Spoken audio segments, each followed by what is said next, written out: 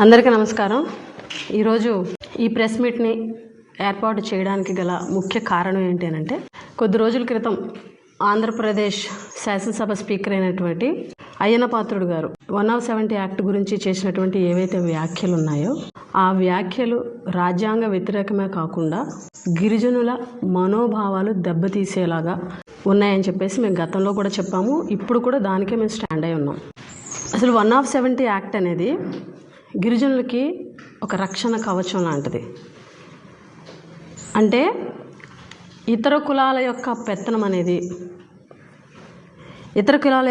అనేది లేకుండా కేవలం గిరిజనులు మాత్రమే గిరిజన ప్రాంతంలో ఉన్నటువంటి భూములు కానీ అటవీ ఉత్పత్తులను కానీ అనుభవించే విధంగా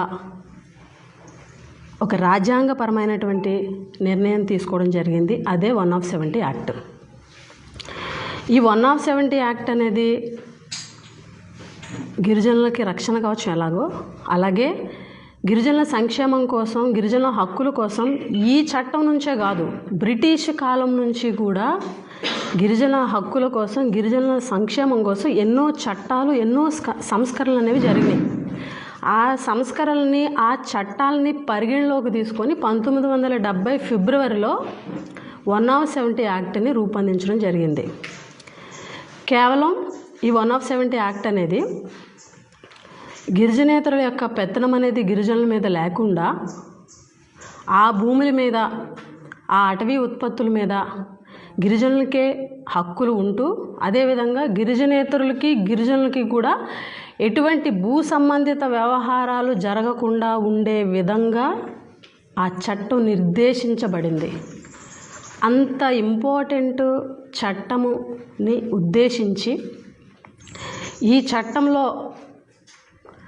మార్పులు చేయండి అనే విధంగా శాసనసభ స్పీకర్ అయ్యన్న పాత్రుడు గారు మాట్లాడడం అనేది మేము చెప్పినట్టుగా రాజ్యాంగ వ్యతిరేకము.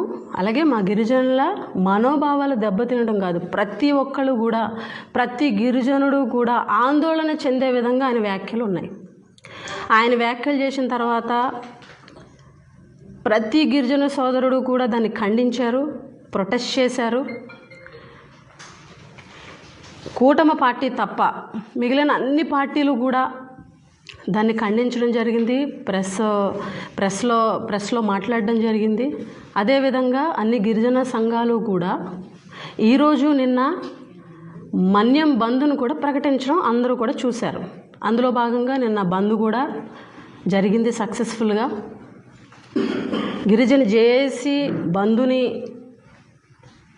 ప్రకటిస్తే అన్ని పార్టీల్లో ఉన్న అన్ని గిరిజన సోదరులు కూడా దానికి సంఘీభావం తెలపడం జరిగింది. నిన్న కొంతమంది పాల్గొన్నారు, ఈరోజు కొంతమంది పాల్గొనడానికి నిర్ణయం తీసుకోవడం జరిగింది.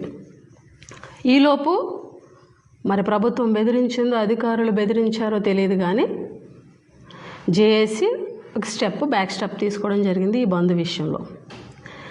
అసలు గిరిజనుల మనోభావాలు దెబ్బతీశాయి కాబట్టి, గిరిజనులు ఆందోళన చెందారు కాబట్టి ఈ వ్యవహారంలో ప్రతి ఒక్క గిరిజన సోదరుడు కూడా ప్రొటెస్ట్ చేశారు. మాట్లాడింది అయ్యన్న పాత్రుడు గారు.